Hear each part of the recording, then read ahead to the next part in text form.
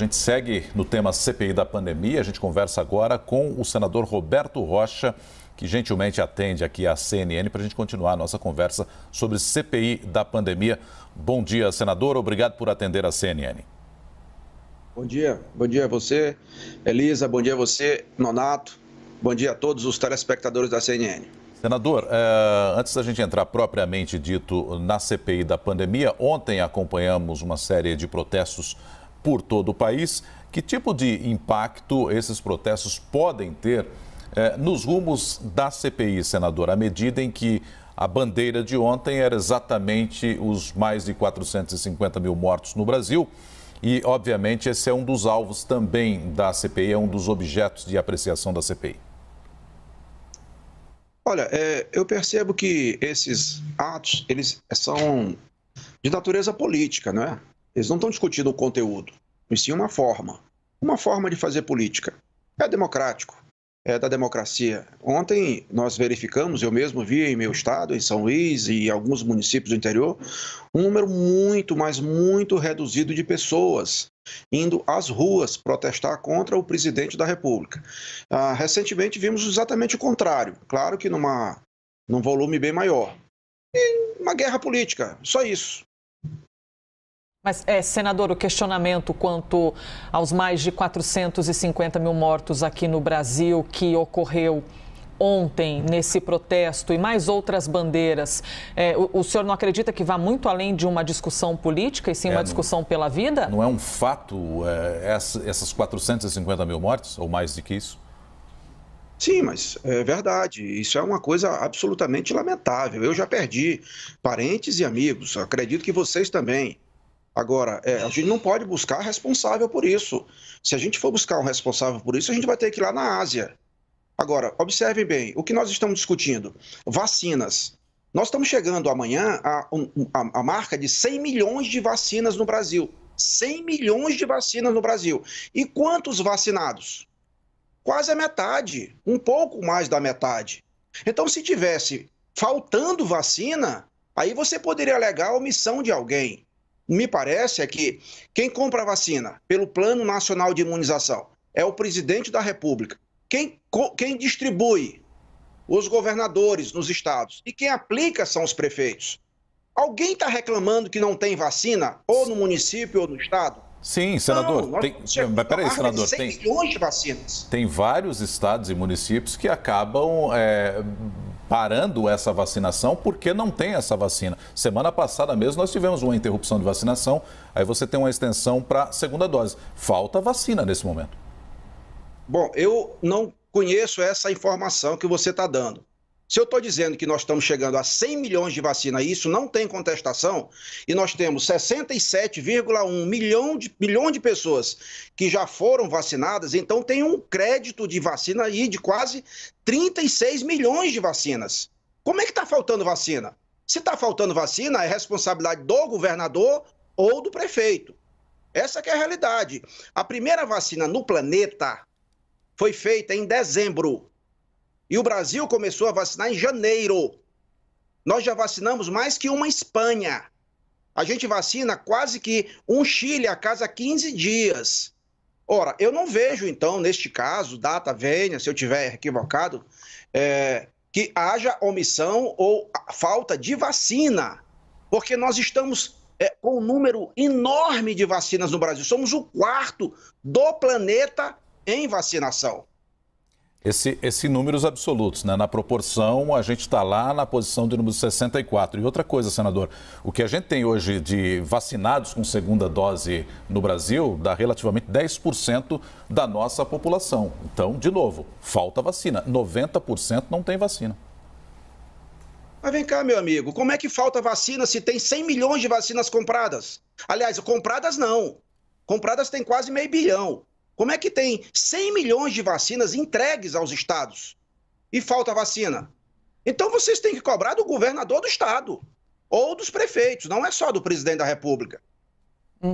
Bom, seguindo aqui com informações a respeito da CPI da pandemia, a gente abriu aí falando a respeito de imunização, até porque é muitíssimo importante. Temos aproximadamente 21 milhões de brasileiros que receberam a segunda dose da imunização, ou seja, 21 milhões de brasileiros que estão imunizados porque concluíram essa segunda dose do processo, e isso corresponde a aproximadamente 10% da população brasileira. Evidentemente, nós seguiremos acompanhando esses dados, porque no fim das contas, não é, senador? O que importa é que nós tenhamos cada vez mais vidas salvas e que essa fila vá andando cada vez mais. Aliás, essa é uma das pautas da CPI da pandemia, que visa descobrir o que poderia ter sido feito de diferente, o que fizemos de bom nesse cenário de pandemia, quantas vidas poderiam ter sido salvas. Eu gostaria de ouvir o senhor trazendo uma análise daquilo que já foi feito, das informações que foram liberadas, daqui para frente, nos próximos passos da CPI da pandemia, que tipo de respostas nós devemos ter ou precisamos ter para compreender até que ponto fomos eficazes para combater uma pandemia, senador? Olha, Elisa, eu quero dizer a você o seguinte: nós todos somos brasileiros. Nós não temos plano B, não temos Brasil B. Esse inimigo, ele é invisível e letal. Quanto mais a gente briga entre si, entre nós mesmos, mais ele se fortalece. Talvez essa seja uma das principais razões de estarmos chegando aí a quase 500 mil de mortos no Brasil. Agora, essa é uma guerra mundial. Ela não é só no Brasil. Ela é uma guerra no mundo todo, contra algo completamente novo, que tem um ineditismo muito grande. Ninguém tem certeza de nada hoje, quanto mais há um ano atrás. Eu vejo isso com muita loucura. Ou seja, como é que os senadores, colegas meus, ficam tentando fazer de uma CPI um palanque político, quando o Brasil grita por UTI, quer fazer CPI para poder atingir politicamente alguém? Isso é um absurdo. Eu não estou aqui para defender ninguém. Eu, antes de defender o presidente da República, eu defendo a minha vida. Eu defendo a vida da minha família, dos meus amigos e dos brasileiros que eu represento em primeiro lugar, que são os maranhenses. Mas eu não posso deixar de reconhecer o esforço que o presidente tem feito. Eu vou dar aqui um exemplo. Eu estava com o presidente Bolsonaro sexta-feira no Maranhão, inaugurando obras e entregando título de terra. E aí o que fez o governador do estado? Ele fez multar o presidente. Ele só multou o presidente, não multou a mim nem aos ministros. E aí, o que eu disse ao presidente? Presidente, a melhor maneira da gente responder ao governador, sabe o que é? É você mandar imediatamente o ministro da Saúde a São Luís, onde foi descoberto a cepa indiana, por um navio de Hong Kong, no porto de Itaqui, que é administrado pelo governador do estado do Maranhão e que não teve os devidos cuidados. E aí, ele fez o quê? No domingo, o ministro da Saúde chegou a São Luís, distribuiu mais 300 mil doses extras de vacina. Ele entregou 600 mil testes. E eu pedi a ele que diminuísse o intervalo da primeira para a segunda dose da AstraZeneca e da Pfizer. E ele imediatamente atendeu aos moradores de São Luís, da ilha de São Luís, não só do município de São Luís, dos 4 municípios que compõem a ilha de São Luís. Então, e pedi que examinasse também a possibilidade ou a conveniência de aplicar a terceira dose da Coronavac aos moradores de São Luís. Se não em todos, mas aqueles que têm acima de 50 anos e que têm comorbidades. Então, como é que eu posso achar que tem algum tipo de omissão? Isso no estado em que o governador é hostil ao presidente. O próprio governador, no dia seguinte, começou a distribuir título de terra em São Luís. Então, é política, é palanque. Senador, nós temos aqui a participação do nosso analista Yuri Pita, também nessa conversa, com perguntas para o senhor senador Roberto Rocha. Yuri. Obrigado, Nonato. Bom dia, senador. Obrigado por estar conosco. Bom dia. Queria pegar especificamente um dos objetos de investigação da CPI, que é a questão da crise no Amazonas. Como é que o senhor vê o trabalho que a CPI tem feito em relação a apurar o que aconteceu especificamente no estado do Amazonas, e se nesse aspecto o senhor também considera que o presidente agiu corretamente e que quem tem que ser principal alvo dessa investigação é o governador do estado do Amazonas? Olha, eu confesso a você que eu acompanhei o caso de Amazonas com muito interesse, porque estava preocupando. Eu mesmo tenho um filho mais velho que pegou a cepa amazônica. Ele teve 30 anos de idade, foi para o hospital, teve 75% do pulmão comprometido. Quase eu perco meu filho. Agora, O que eu vejo é o seguinte, eu acompanhei também muitas ações do governo federal. E dou um exemplo. No Maranhão tem um hospital universitário, o Hospital da Universidade Federal. O hospital universitário recebeu vários amazonenses, como recebeu do Brasil inteiro. O Maranhão cedeu muitas, não o governo do Maranhão, mas empresas maranhenses, a pedido nosso e do governo federal, cedeu oxigênio aos amazonenses. Acontece que eu sou senador da República e acompanhei e participei das votações. Para vocês terem uma ideia, eu não sei os números do Amazonas. O Maranhão teve um orçamento de 2020, o governo do Maranhão, de 18 milhões de reais. 18 bilhões de reais. O orçamento do estado do Maranhão. Pois o governo federal destinou ao Maranhão 17 bilhões e meio em 2020. Só para o auxílio emergencial e Bolsa Família foram mais de 13 bilhões de reais. Mais de 1 bilhão de reais por mês. Isso fez o Maranhão ter a maior arrecadação de ICMS da história. Por quê? Porque o pobre, quando recebe dinheiro, vai todo para a base de consumo. Eu sei porque sou o presidente da Comissão da Reforma Tributária. Todo para a base de consumo. E é onde está o maior imposto do Brasil, ICMS. E o Maranhão tem a maior alíquota de ICMS do Brasil. Claro que o governo do estado arrecadou com isso bastante. Então, me parece que não faltou dinheiro do governo federal para os estados e municípios. Não faltou. Eu não vejo a CPI alegar isso uma única vez. Quando alguém questiona sobre esse dinheiro, diz que não vai investigar desvio de dinheiro. Ora, então me parece que há uma clara intenção, com o relatório já preparado de CPI, para criminalizar o presidente da República. Isso não é admissível. É isso que eu vejo. Como eu vejo também o uso político da questão da cloroquina. Eu vou perguntar para vocês uma coisa. O ex-presidente Lula, ele teve ou não teve Covid? Ele teve, sim. Ele disse que ele divulgou, inclusive, que teve, enfim, voltando de uma viagem a Cuba. Mas... Isso, divulgou e tratou aonde? Em Cuba.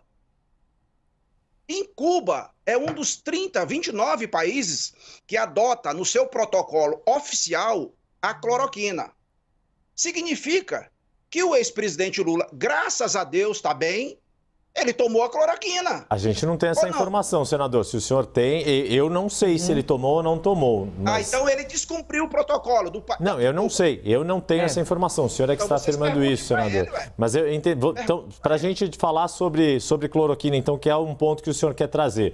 O senhor acha que essa discussão na CPI está sendo exageradamente politizada? Por que o Brasil ainda discute cloroquina? O senhor falou desses 29 países e fala-se muito de Cuba. Quais são esses outros países, se é que o senhor tem essa lista de 29, que ainda usam cloroquina para tratar a Covid-19? Eu sei de Cuba, eu sei da China, eu não sei todos os 29, mas eu sei que são 29 porque está publicado aí na internet, entende? Eu estou só dando exemplo, amigo. Eu tenho muito respeito por todos os políticos, inclusive do presidente Lula. Eu fico muito feliz de saber que ele foi curado dessa doença maldita. Mas eu fico convicto de que se ele estava tratando lá em Cuba, e em Cuba tem o uso oficial da cloroquina, claro, ele cumpriu o protocolo oficial e está correto. Eu tenho agora, nesse exato momento, eu tenho a minha filha, que está em São Luís, e tenho mais uma dúzia de colaboradores com Covid. Com Covid. Eles estão se tratando e tem uns melhores, outros piores. Tem um que está na UTI. Um dos colaboradores meu está na UTI, é meu compadre. Será que eu não sofro com isso? Claro, agora, cada caso é um caso. Esse que está na UTI, inclusive, já tomou a primeira dose da vacina, da AstraZeneca. Talvez, se não tivesse tomado, estava morto.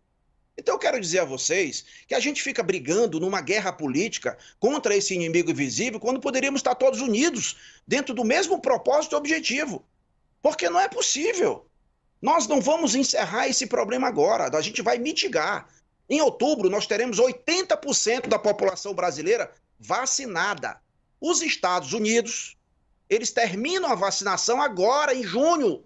Nós vamos terminar em outubro de todo o país. E quais são os países que têm as mesmas dimensões do Brasil? Estados Unidos, China, dimensão populacional com mais de 200 milhões de habitantes, dimensão territorial com mais de 8 milhões de quilômetros quadrados e dimensão econômica com PIB de mais de R$1 trilhão de dólares. Ou seja, nós podemos falar da Rússia, da Índia, mas países que têm as características do Brasil são esses. Uhum. E quem é que está em primeiro lugar no BRICS? É o Brasil, é. Então, primeiro lugar em vacinação e distante dos outros. Torcemos que nós tenhamos, então, senador, cada vez mais vacinas para os brasileiros e também agradecemos a gentileza do senhor de participar, mesmo que em um domingo, um fim de semana, mas mesmo assim vir aqui conversar com a gente na CNN Brasil. Senador Roberto Rocha, obrigada pela gentileza. Obrigado a você, Elisa, obrigado a você, Donato, obrigado a vocês todos, tá? Eu desejo que Deus continue nos protegendo a todos nós, a todos vocês que fazem um papel de informar a população, protegendo a nós que procuramos como agente político ajudar o povo brasileiro e proteger todo o povo brasileiro. Que Deus nos proteja sempre. Muito obrigado e bom domingo a todos vocês. Obrigado, senador. E desejar melhoras para os seus próximos que estão aí sofrendo da Covid, desejar que todos se recuperem também. Muito bom dia para o senhor.